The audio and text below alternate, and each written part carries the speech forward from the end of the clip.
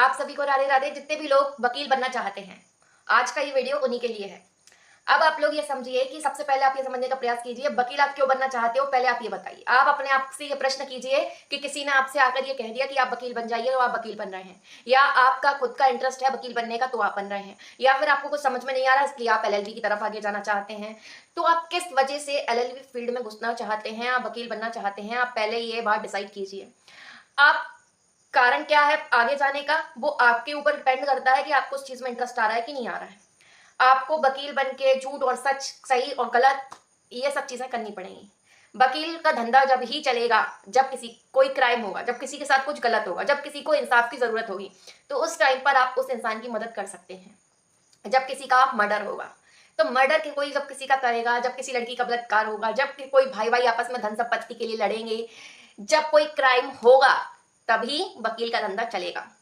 ठीक है, तो वकील का धंधा, या फिर मान लीजिए किसी ने किसी की प्रॉपर्टी पर कब्जा कर लिया, भाई भाई आपस में प्रॉपर्टी के लिए लड़ रही हैं, लड़की अपने मायके वालों से या ससुराल वालों से प्रॉपर्टी की डिमांड कर रही है, तो उस केस में आपका धंधा चलेगा।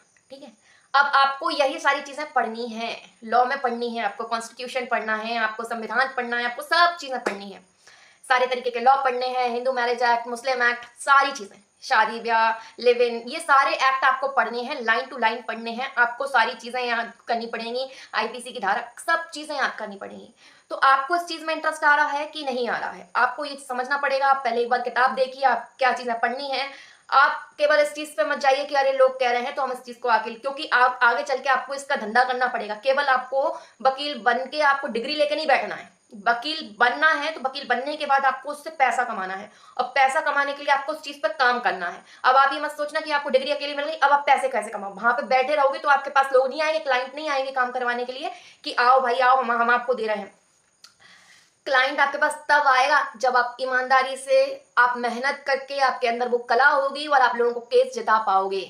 और आपको डर डर भी रहेगा एक लोगों का, क्योंकि दोनों पार्टीज रहेंगी लड़ाई झगड़े वाली, है ना, कोई प्रेशर डालेगा फिर वो डालेगा। तो इस चीज का ध्यान रखिए। राधे राधे।